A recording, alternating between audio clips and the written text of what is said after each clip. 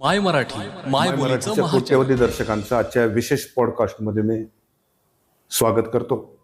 मित्रो, आपल्या पॉडकास्टमध्ये आपण विविध क्षेत्रांमध्ये असलेले असामान्य व्यक्तिमत्व यांना आमंत्रित करत असतो. त्यांच्यापर्यंत पोहोचून ते तुमच्यापर्यंत पोहोचवण्याचा आपला सातत्यानं प्रयत्न असतो. अगदी आपण ज्यांच्या मुलाखती घेतल्या त्यांच्यावर रिसर्च करणारे अगदी मँचेस्टर पासून आपल्याला मेल येत आहेत की आम्हाला त्यांची मुलाखत घ्यायची. इतका उदंड प्रतिसाद आपल्या पॉडकास्टला मिळत आहे. का मिळत आहे तर आपण सेलिब्रिटी शोधताना ती सामान्य घरातून आलेली असली पाहिजेत. म्हणजे असामान्याचं असामान्य म्हणजे एखाद्या मंत्र्याचा मुलगा मंत्री झाला तर ते काही विशेष नाही, किंवा एखाद्या कलावंताचा अभिनेत्याचा मुलगा अभिनेता झाला तर तो विशेष नाही. पण एक सामान्य घरात जन्म, ज्याचा वारसा नाही, जिथं परिस्थिती नाही, अशा क्षेत्रात जाऊन नावलौकिक केलेले विविध क्षेत्रातले मान्यवर हे आपलं म्हणजे लक्ष असते की आपण त्यांच्याशी संवाद. त्याच अंतर्गत आज आपल्याकडं मराठीमधल्या एक महत्त्वाच्या कवयित्री, ललित लेखिका, कथाकार अशा अष्टपैलू असलेल्या ललिताताई गादगे आलेल्या आहेत. मॅडम, आपलं स्वागत. धन्यवाद. मी मॅडम तुम्हाला जास्त यासाठी ओळखतो की तुम्ही माझ्या गावात इथं नोकरी केली, त्याच्यामुळे मला बरीचशी अधिकची माहिती आहे. तुम्हाला फारसे प्रश्न काय विचारावे हे मला विचारायची गरजही पडली नाही. तुम्ही कर्नाटक राज्यामधल्या रक्षाळच्या सीमा भाग आहे तो. सीमा भाग पण आहे कर्नाटकामध्येच. तुम्ही इंग्रजीच्या प्राध्यापिका, इंग्रजीच्या अभ्यासक, विद्यार्थिनी. एक तर अमराठी म्हणण्यासारखाच प्रदेश आणि भाषा इंग्रजी, आणि तुम्ही मराठी साहित्यामध्ये पाऊल टाकलं. जरा थोडंसं आमच्या प्रेक्षकांसाठी आपली कथा सांगाल का? राजेसाहेब जी, ज्या सीमावर्ती भागातून, ज्या गावातून मी आले, तो तसा मराठी भाषिक भाग आहे. हो. बहुतांश घरामधून मराठीच बोललं जातं. अर्थात त्याच्यावर कानडीचा प्रभाव आहेच. हो. माझ्या घरात तर मराठीच. माझे वडील ज्ञानेश्वरीची 2 पानं वाचल्याशिवाय पाणी पित नसत. होय. आणि माझ्या साहित्याबद्दल म्हणाल, मराठी साहित्याबद्दल, नाही, तुमची घरची परिस्थिती कशी होती अगोदर सांगा. घरची परिस्थिती, माझ्या वडिलांना स्वतःचं शेत नव्हतं. दुसऱ्याची शेती कसून पण घरामध्ये दुभती जनावरं असायचीच. गाई म्हशीच्या ताज्या दुधावर वाढलो आम्ही. खाण्यापिण्याची ददात नव्हती, पण कष्ट खूप होते. आणि तुम्ही ज्या समूहामध्ये जन्म घेतला तिथं थोडं शैक्षणिक त्यावेळेस म्हणजे माझ्या गावात मी पहिली 10वी, मी पहिली पदवीधर, मी पहिली स्नातकोत्तर. मग ही कुणाची प्रेरणा किंवा माझ्या भावाची. अच्छा. वडील जरी ज्ञानेश्वरी वगैरे वाचायचे, त्यांना मराठीचं फारसं हे नव्हतं, मोडी येत होती. पहिला शिक्षित माझा भाऊ गावामध्ये. अच्छा. आणि त्याने, आम्ही तिघी बहिणी, त्याने ठरवलं की बहिणीने शिकवायचंय मला. विरोध झाला, वडिलांचाही विरोध झाला, गावातून विरोध झाला. काय करणार आहेस पोरीनं शिकवून. पण त्यांनी ते ठरवलं होतं. आणि अगदी कडक शिस्तीचा माझा भाऊ. सांगितलेला अभ्यास त्या दिवशी नाही केला तर आता काय सांगावं, मार बसायचा आम्हाला. मोठे भाऊ होते ना? मोठे भाऊ, सगळ्यात मोठा. अच्छा. मी सगळ्यात लहान. आणि शिक्षण कुठे झालं उदगीरला? माझं शिक्षण, मी 12 गावचं पाणी प्यायलेली बाई आहे. उदगीर, वर्धा जिल्ह्यातलं आर्वी, केज जवळचं खेड चिंचोली. कसं काय येत का? म्हणजे हे सगळं असं मोठा इतिहास आहे तो. सांगा ना. मी जर इथं आत्मचरित्र लिहिलं ते मोठं रंजक होईल. भाऊ अजून शिवक होता. अच्छा. थोडंसं शिकायला मिळालं त्यालाही नाही, अत्यंत गरिबी परिस्थिती. त्यावेळी हिंगे नावाचे शिक्षक होते बिदरला, त्यांच्याकडे तो काम करून शिकला. बापरे. आणि ग्रामसेवकाचे त्यावेळी तिकडचं शिक्षण चालायचं, इकडे ग्रामसेवकाची नोकरी लागली त्याला. अजून फारसं महाराष्ट्रात. हो, महाराष्ट्रात आला तो. त्यावेळी माझ्या बहिणीला आणि मला त्याने उदगीरला ठेवलं. दुसरीत होते मी, एका खोलीत राहत होतो. पोटा पाण्याचं सांगते ना. माझे वडील धान्य आणून द्यायचे डोक्यावर, कुठवर. त्यावेळी बस नव्हती, बसचं तिकीट परवडत नव्हतं वडिलांना. कमालनगर पासून ट्रेन असायची, हां. तिथपर्यंत डोक्यावर ओझं घेऊन यायचे ती माझी आई आणि बाबा, आणि कमालनगरच्या रेल्वेत बसून मग ते उदगीरला आणून आम्हाला खायला प्यायला आणून द्यायचे. तिथं दुसरी झाली, भावाने जरा ते ग्रामसेवकाची नोकरी सोडली. मधल्या काळात त्याचं ट्रेनिंग झालं लेप्रसी सुपरवायझर म्हणून. तो त्याची प्रेरणा त्याला मिळाली महात्माजी आणि महात्मा गांधी आणि विनोबा भावेकडून लेप्रसीचं शिक्षण घेण्याची. अच्छा. विनोबा भावेने जे काम केलं होतं आणि बाबा आमटेने की कुष्ठरोग्याला आणून जे बरं केलं त्यांनी, ती प्रेरणा घेऊन त्याने ते शिक्षण घेतलं. आर्वीला पहिली पोस्टिंग झाली त्याची, आर्वी. तिसरीला मला त्याने तिथं नेलं. गावापासून फार दूर पडू लागलंय म्हणून तो केजला आला. केजला माझी 4थी 5वी झाली. आणि त्यानंतर बऱ्याच गोष्टी अशा घडल्या की त्याने नोकरी सोडली. बराच मोठा इतिहास आहे तो. आणि माझा एक चुलत भाऊ असतो उदगीरला. त्याने म्हटलं, काय पडले रे तुझ्या नोकरीत? त्याचं दुकान होतं खताचं वगैरे. अच्छा. ये आपण इथे व्यापार करू. तो आला, नोकरी सोडून आला. तर एक स्वभावाचा वृत्ती प्रवृत्तीचा असतो दोष त्याच्यामध्ये. त्याला कधीच समाधान मिळालं नाही जीवनामध्ये, म्हणजे मानता आलं नाही शेवटपर्यंत. मग सोडून आला. अगदी नोकरासारखा राबला तो त्यांच्या बरोबर. त्यातही काय बिनसलं, मी लहान होते. कशी बशी त्यांच्याकडे, चुलत भावाकडेच. माझी 6वी झाली. 7वीची सुरुवात आणि माझा भाऊ निघून गेला घरातून. कुठे गेला कित्येक वर्ष कळलं नाही. त्यांचं लग्न झालं होतं की नाही? नुकतंच लग्न झालं होतं. बापरे.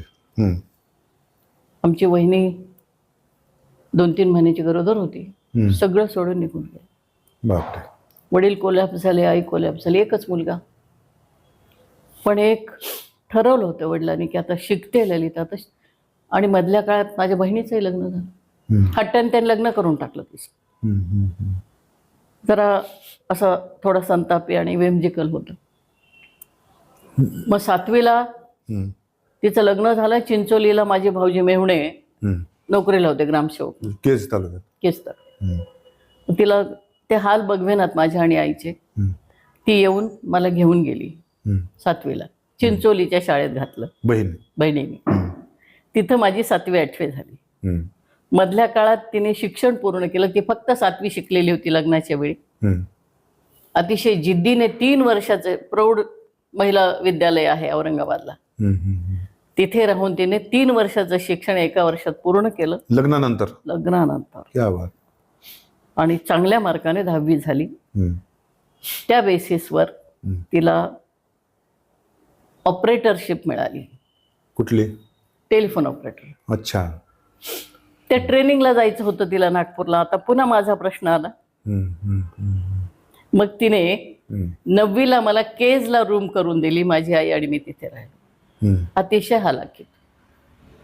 माझी आई रानावनात जाऊन काटक्या कुटक्या गोळा करून आणायची, त्याच्यावर स्वयंपाक करून.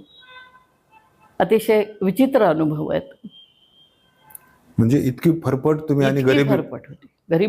गरिबीला प्रश्नच नाही, इतकी गरिबी.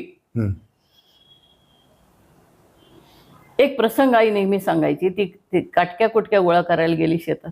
म्हणजे केजला गेले पण ते सुरूच काटक्या कुटक्या गोळा करणं. हो ना. मग त्यावेळी कोण देणार पैसे? बहीणच देणार की. बहीणच देणार.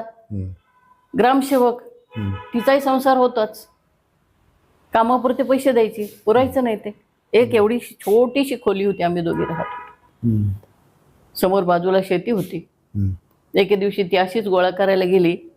एक माणूस आला, हात पकडला त्याने. काटक्या न्यायच्यातच चल म्हणला. माझी आई तिथून रडत आली घरी. अशा प्रसंग आहेत अनेक. तिथं 9वी झालं कसं तरी. अक्काला जालन्याला पोस्टिंग मिळाली. 10वीला मला तिने जालन्याला नेलं. मग थोडीशी ददात संपली. तिच्यामुळे नाही, आई गावाकडे गेली. माझ्यासाठी म्हणून उदगीरला ठेवलं होतं तिला, केजला ठेवलं होतं. कारण परत उदगीरला जाणं, परत ते सगळं सर्टिफिकेट वगैरे वगैरे तर अवघड वाटलं. म्हणून तिने केजला ठेवलं. आणि भाऊजी होते जवळ चिंचोल्याला, येणं जाणं करायचे ते. मग तिने मला 10वीला जालन्याला नेलं.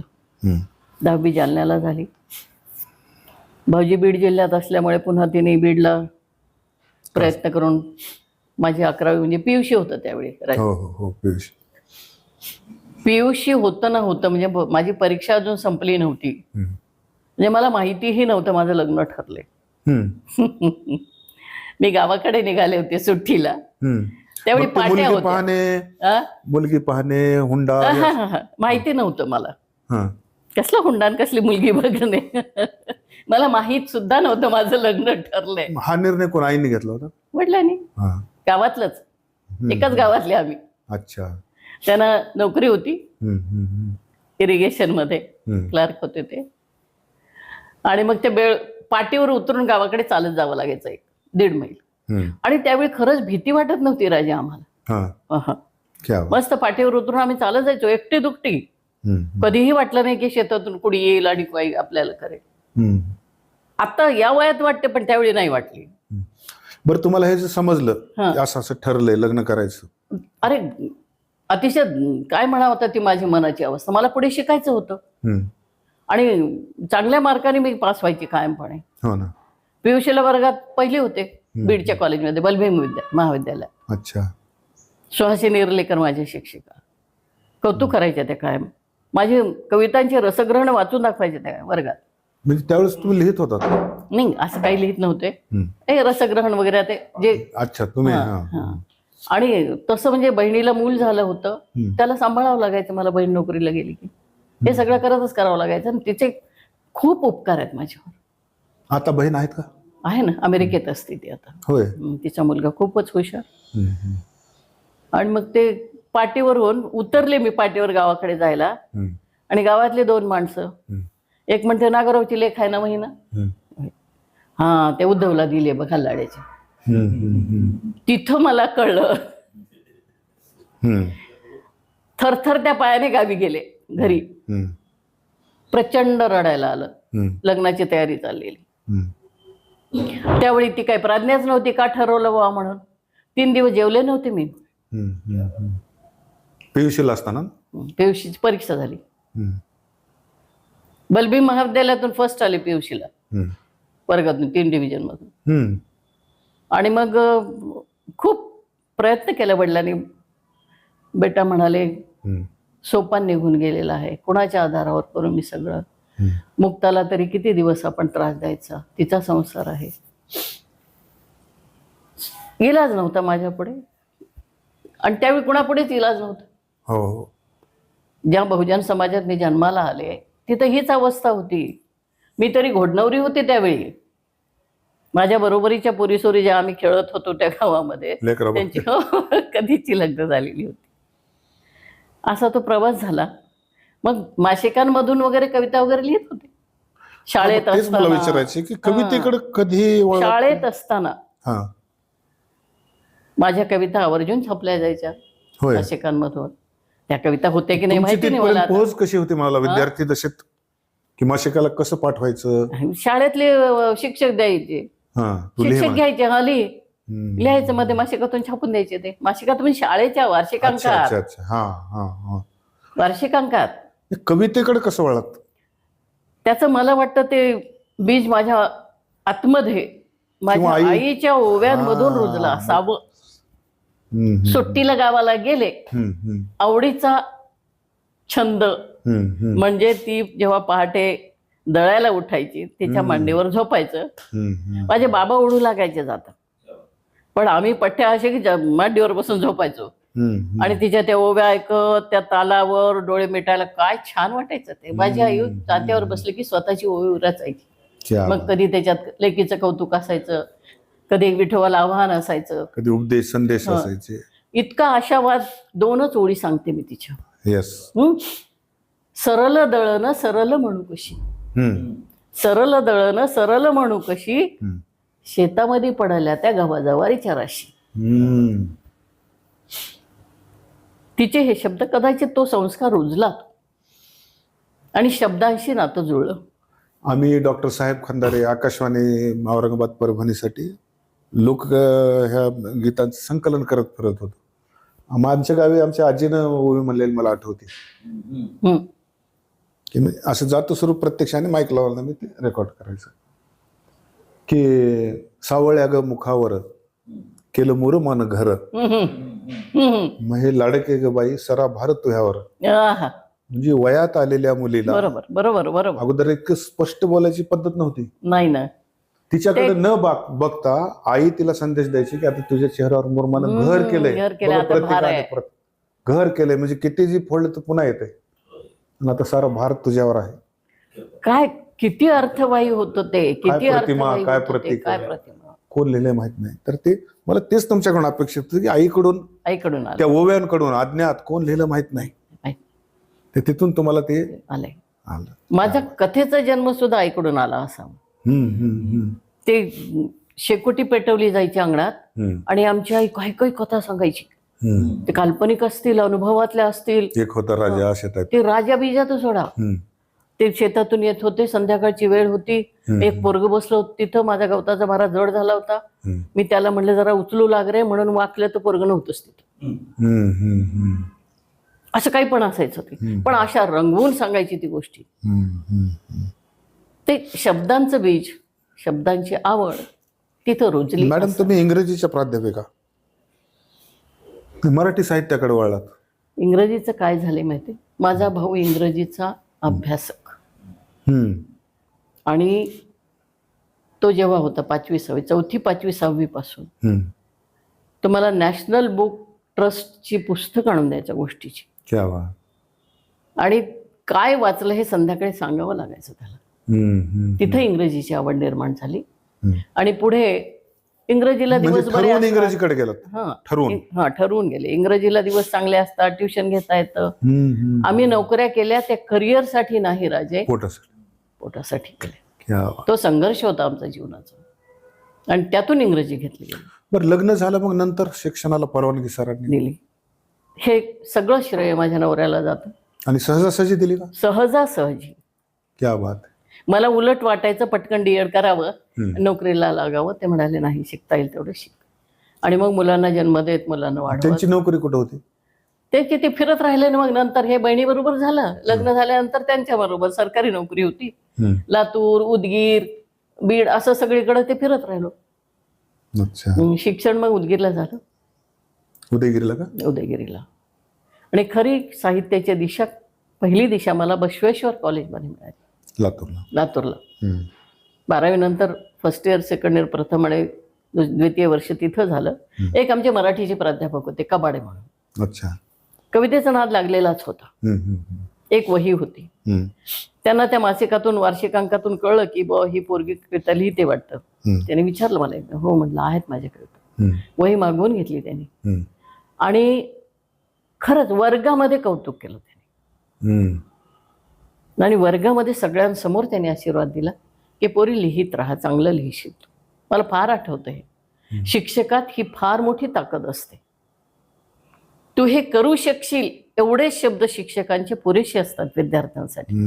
आणि पूर्ण शिक्षकी पेशात मी त्याचा अवलंब केला, कारण मी त्या अनुभवातून गेले होते आणि मी लिहित राहिले. अर्थात काव्यसंग्रह वगैरे प्रकरण नव्हते. एक माझा कविता संग्रह काय झाला माहिती नाही राजेसाहेब, फार वाईट वाटतं. त्या काय झालं म्हणजे ती वहीच हरवली. वहीच हरवली. कोणी नेली, काय झालं माहिती नाही. उगीच वाटलं मला बहुतेक नवऱ्यानेच ते नाही शिकली. कारण त्यांना ते फारसं आवडत नव्हतं. पण नसावं तसं, एक गमतीचा भाग आहे तो. पण फार वाईट वाटलं होतं. असं वाटलं की नाही, आपण आता नाही लिहू शकणार. पण ते लिहित राहिले. आता नायगावकर काकांची मी मुलाखत घेतली, पॉडकास्ट. त्यांना विचारायलाच प्रश्न तुम्हाला विचारतो की कविता नेमकी कुठं, कधी सुचते तुम्हाला? अवघड प्रश्न आहे राजेसाहेब. कविता कुठेही सुचू शकते. अर्थात काहीतरी टोचणारे इथवर गेलं पाहिजे. कविता माझ्यासाठी एक अतिशय गंभीर प्रकार आहे. तो एक वेदनेचा हुंकार आहे. मग माझी ती स्वतःची वेदना असेल, दुसऱ्याची वेदना असेल. तुमच्या कवितेचं वैशिष्ट्य आहे मॅडम, तुम्ही परकायात प्रवेश करता. मग हो, त्याचं कारण आहे. तुमचे दुःखासोबत म्हणजे असं म्हणतात की कविता हे एकांतात लिहिलेलं समूहाचं गाणं असतं. होय, त्याचं कारण तर असतं. मला गाडगे मॅडमला वाचताना दुसरी कोणीतरी माझी आई दिसते किंवा माझ्या गावातली एक कोणीतरी दिसते, हे कसं काय जमते तुम्हाला? म्हणजे निव्वळ तुमचीच दुःख नाही? नाही, माझी नाहीच आहेत ते, माझी नाहीच आहेत ते. पण मी ज्या भोवतालात वाढले, ज्या परिसरात बायकांची दुःख बघितली, मग घरातली असोत की बाहेरची, हे महत्वाचं, घरातली पण बघितली आहेत. माझी एक बहीण 10व्या वर्षी परित्यक्ता म्हणून घरी आली आहे. 10व्या वर्षी, 9व्या वर्षी लग्न झालं, वर्षी. बापरे.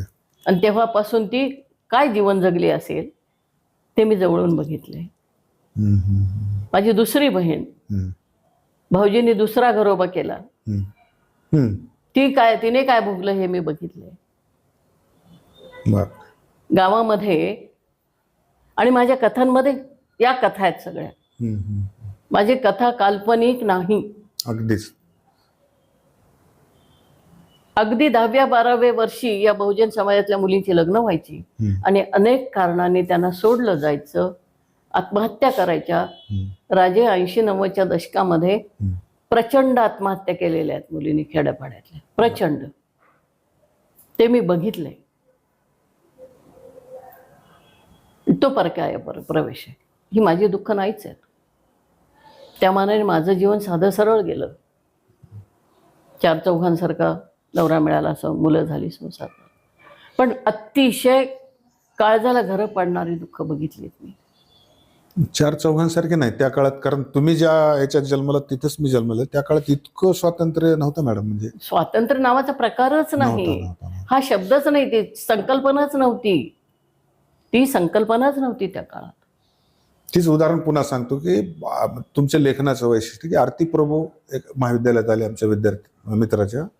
त्याने विचारलं चांगलं लिहिण्यासाठी काय करू सर? तर त्याने म्हणले लिहिणं बंद कर. त्याला वाईट वाटलं. पुन्हा भाषणात म्हणाले की तुला वाईट वाटलं असेल, पण ज्यावेळेस मी लिहिलं नाही तर जगूच शकत नाही अशी ज्यावेळेस अवस्था तुझी होईल त्यावेळेसच लिहायला पाहिजे. तो श्वास झाला पाहिजे, तो श्वास झाला पाहिजे. मी जेव्हा बघितलं माझ्या भावकीतली एक मुलगी परित्यक्ता म्हणून राहिली घरामध्ये माहेरी, दिसायला बरी नव्हती म्हणून सोडलं त्याने, अनेक कारणं होती. आणि त्या माहेरी राहताना तिने जे भोगलं, अक्षरशः बाप दमेकरी, आई घरामध्ये नुसती राबतीये, ही राबतीये, भावजया नीट वागत नाहीत. भाऊ भावजयांचा श्रंगार बघून काय काहिली होती तिची मनाची आणि देहाची, ते जवळून बघितलं मी. शेवटी तिच्या पुढे पर्याय नाहीये आणि ती जाऊन नदीच्या डोहात तिचं प्रेत तरंगतं. हे जेव्हा बघितलं, राहवलं नाही मला. हे लिहिलंच पाहिजे असं वाटत राहील. असं आहे हे सगळं. आणि का कोण जाणे, त्या लेखणीला सवयच लागली दुःख बघायची. सुख नव्हतंच असं नाही, पण इतक्या जवळून या गोष्टी बघितल्या, वाटत राहिलं की नाही हे व्यक्त झालं पाहिजे. ते व्यक्त होण्याच्या उर्मीतून हे लिहित राहिले. अतिशय अस्वस्थ व्हायची मी हे सगळं बघून.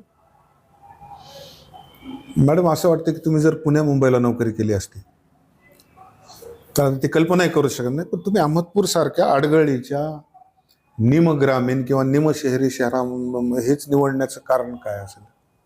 त्यावेळी तर नोकरी लागली म्हणूनच निवडलं. पण एक कबूल करते राजे, इथं होते म्हणूनच हे सगळं मी ताकदीने लिहू. हा माझा पुढचा प्रश्न हाच होता की तुम्हाला ताकदीने लिहू शकतो. इथं आल्याचं तुम्हाला पश्चाताप वाटतो की नाही? अजिबात पश्चाताप, अभिमान वाटतो. अभिमान वाटतो, ओढ असते मला या गावाची. संस्थेने तुम्हाला बऱ्यापैकी स्वातंत्र्य दिलं होतं नाही? संस्था माझी फार चांगली होती. मॅनेजमेंट पाठीशी होतं माझ्या.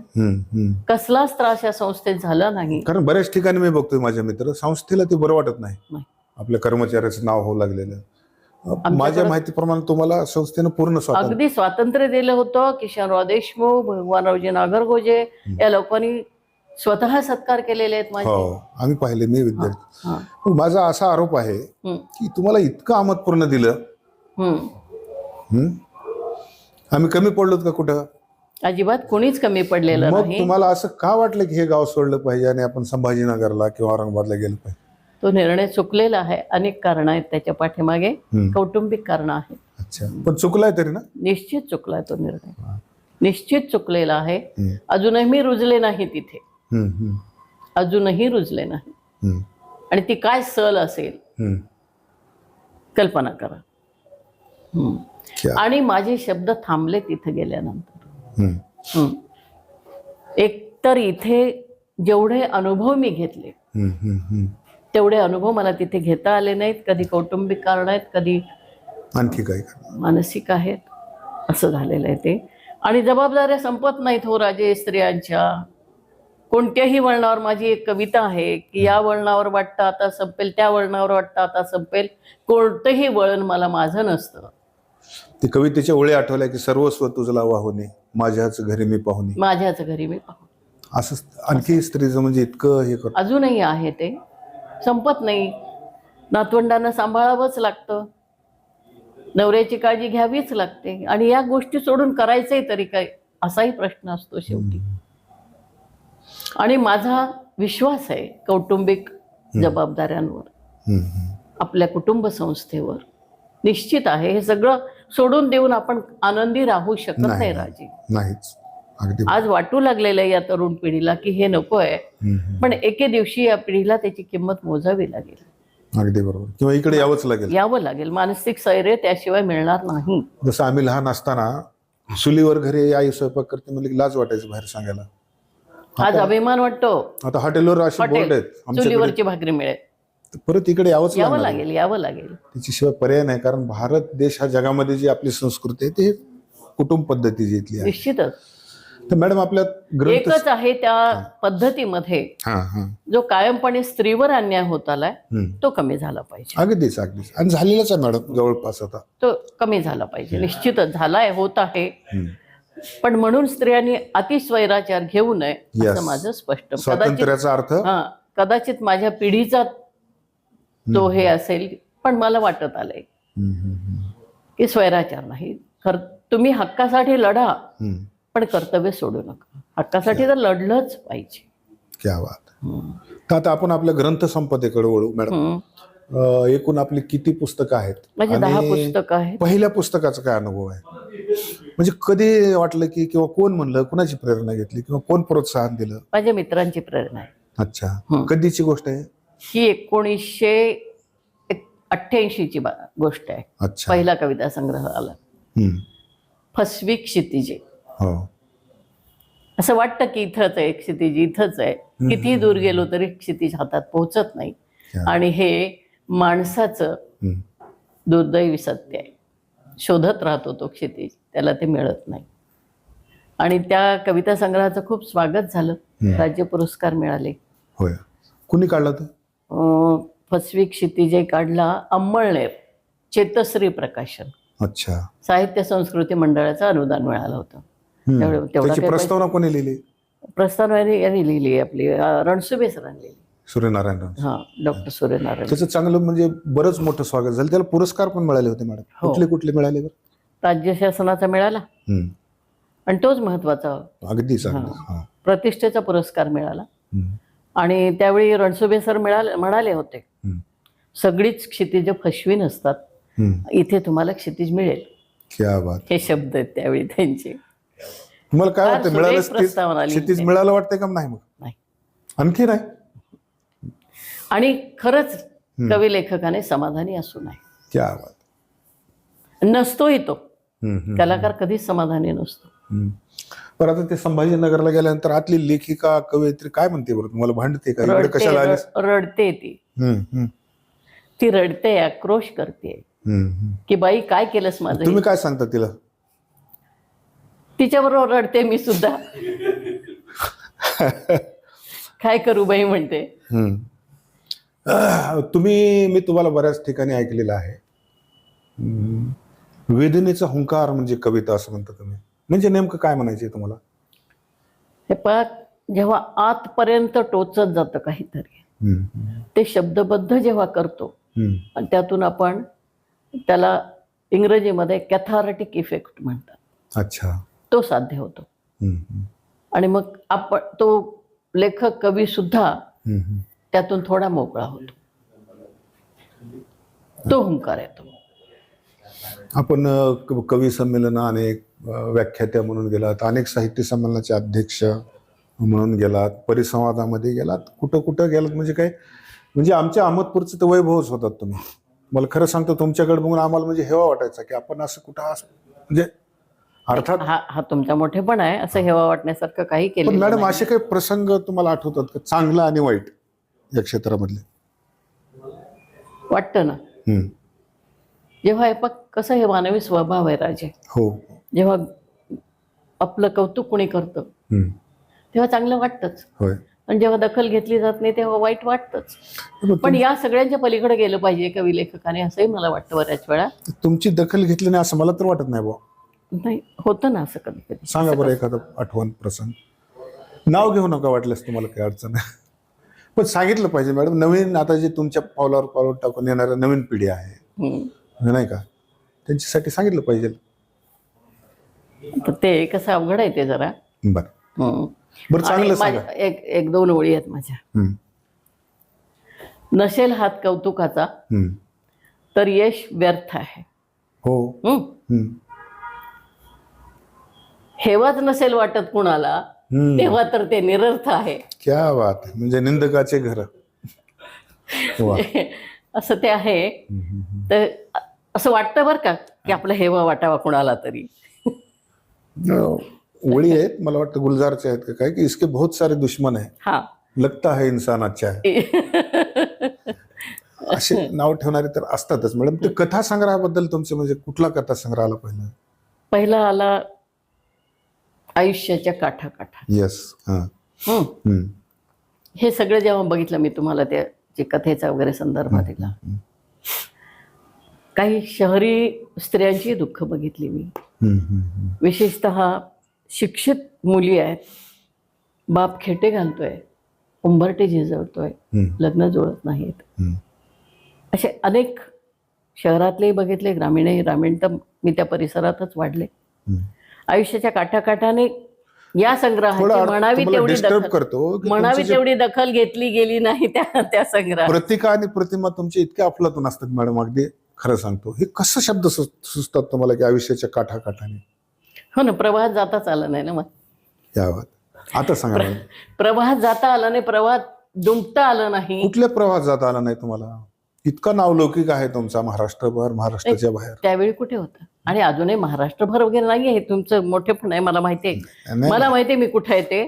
नाही, आता मी फिरतो तुमच्या आशीर्वादाने सगळ्या महाराष्ट्रात, तर ललिता गाडगे नाव माहित नाही असं आहे ते आहेच. नाही, आमच्यासारख्या अगदी तुमच्या म्हणजे केस झाड के पती आम्ही केला नावलौकिक तुमच्या नावावर, त्यात काय? तुमच्या तर आहेच, तुमची तर प्रतिभाच आहे.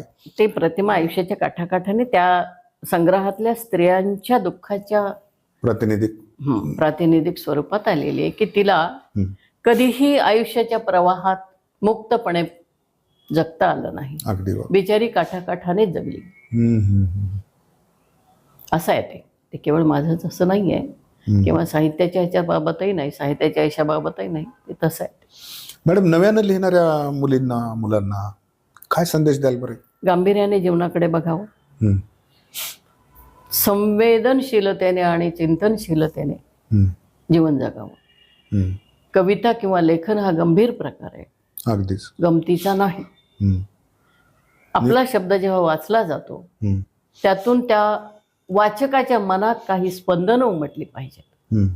काहीतरी वाचले देऊ सोडून असं व्हायला नको. आणि माझ्या मते साहित्याने हे केलंच पाहिजे. आणि जेव्हा तुमची खात्री असते की माझं साहित्य वाचून समोरच्याच्या मनातल्या काही जाणीवा तरी जागृत होतील, काही प्रमाणात तरी शहाणीव निर्माण होईल, तेव्हाच त्याने लिहावं. अच्छा, मग मी काय करावं हे मला कधी कळावं? म्हणजे मी कविता लिहावी की कथा लिहावी? आपोआप कळत जातं राजे, ते आपोआप ते कळत जातं जेव्हा आपण त्या प्रवाहात जातो. म्हणजे स्वतःचा टीकाकार व्हायचं. येस, सॉरी पुन्हा ते येस सॉरी यायला लागले. नाही, चालते, तुम्ही इंग्रजीचे प्राध्यापक. आपण आपलं टीकाकार होणं अत्यंत महत्वाचं. मला तुमच्यासारख्याने सांगितलं म्हणून मी कविता लिहितो आणि मी स्वतःच वाचतो, एक स्वतःचा टीकाकार. बरोबर आहे, अगदी बरोबर आहे. म्हणजे मी योग्य मार्गावर आहे का? हो, अगदी बरोबर आहे.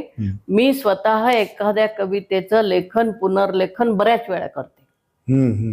कथा तर मला ते आता मला अतिशय आश्चर्य वाटतं की रणजित देसाई सारखे लोक समोर ते लेखनी कला ठेवून कादंबरी लिहित होते म्हणे, ते कसे लिहित असतील.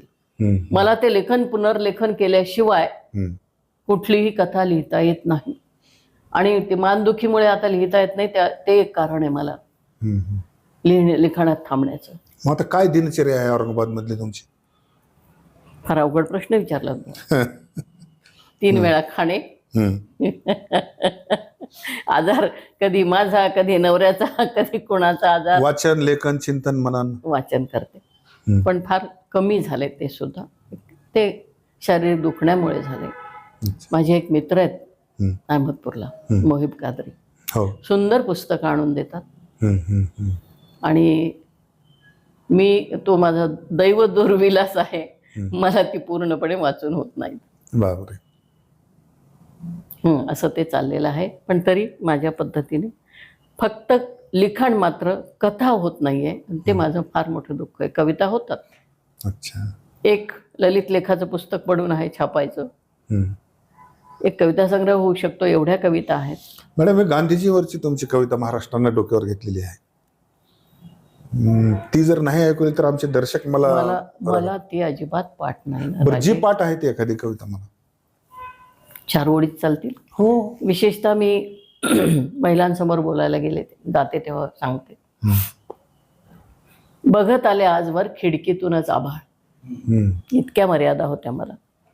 बघत आले आजवर खिडकीतूनच आभाळ, झेप घ्यावी म्हणे तोवर होत आली सायंकाळ. मी माझ्या माता भगिनींना सांगते नेहमी की अशी पश्चातापाची वेळ येऊ देऊ नका. आत्ता तुमच्याकडे वेळ आहे, काळ आहे, तुम्हाला जे वाटतं ते करा.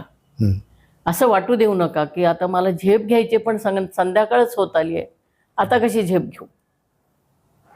एक कविता माझ्या ज्या परिसरातून मी जे आले, जे बघितलं, त्यातून कविता कशी स्फुरत गेली. संध्याकाळी अशीच तुळशीच्या ओट्यावर बसले होते, ओट्यावर बसले होते. तुळशीचं वृंदावन अंगणात होतं. माझी वृद्ध आई संध्याकाळी दिवा लावतात ना तुळशी, असा दिवा घेऊन जात होती पदराखाली.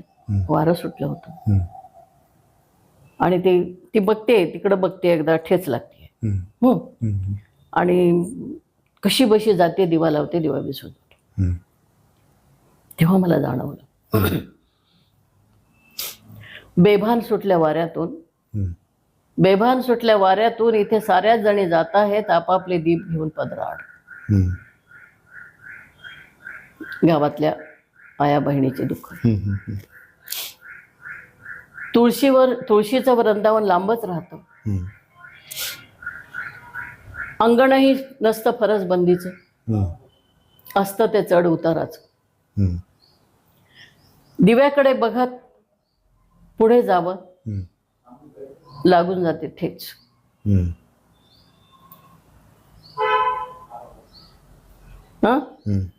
आणि पुढे बघत पदराला न सावरता जावं, तर कुणाचा जळून जातो पदरच. अशा अर्थाची कविता तिथे सुचली. बघा काय प्रतिमा, काय प्रतिमा आणि हे हुंकार स्त्री मनाचा यांच्या पिढीतल्या विशेषतः, नाही का? माझ्या पिढीतल्या. यांच्या पिढीनं काय काय बोललं ते मागच्या अर्ध्या तासापासून मला वाटतं अर्धा तास कधी उलटला कळालं नाही. प्रचंड आत्महत्या बघितल्या मी, जाळून घेतलंय. आत्महत्या आम्ही बघतो, पण तुम्ही ज्या कारणांसाठी बघितलं ते आम्ही नाही पाहिले. म्हणजे परित्यक्त्या, घरचा छळ, माहेरच्यांचा छळ असतो, वांज म्हणून चिडण, वांज म्हणून ते सरळ हा शब्द सर्रास वापरला जायचा. जिथं गेली वांज तिथं झाली सांज, असं म्हटलं जायचं. आता हे उच्चारताना सुद्धा शहरे येतात माझ्या. आयुष्याच्या मध्याने एवढं एक लक्षात आलं की इतरांसाठी जगता जगता स्वतःसाठी जगायचं राहून गेलं. अशीच तुमची पिढी होती, त्यातून तुम्ही पुढे आलात तुमची प्रेरणा घेऊन. आता नव्या पिढीच्या महिला शिकत आहेत. आपण आज महेंद्र खंडागळे आमचे मित्र यांच्या काव्यसंग्रहाचं प्रकाशन आहे, त्या निमित्तानं आलात. आमचा तेवढा अधिकार आहे, हक्क आहे तुम्हाला तुमचं जीवनपट उलगडावा रसिकांच्या समोर, प्रेक्षकांसमोर हाच हेतू होता. तुम्ही मनमुराद बोललात. अर्थात हे थांबलं नाही, हा स्वल्पविराम आहे. अरे वा. आपण ज्या वेळेस पूर्णविराम कधी होणार आहे? नाहीच ना, पूर्णविराम आपल्या लिहिणाऱ्यांना कधीच नसतो. असोही नाही. आणि वेगवेगळे पैलू उलगडत जाण्याचा आपला प्रयत्न असतो. मला वाटतं की आजच्या या भागामध्ये आपल्याला बऱ्यापैकी मॅडम समजल्या असतील अशी अपेक्षा ठेवतो. थांबतो. जय जगत. धन्यवाद.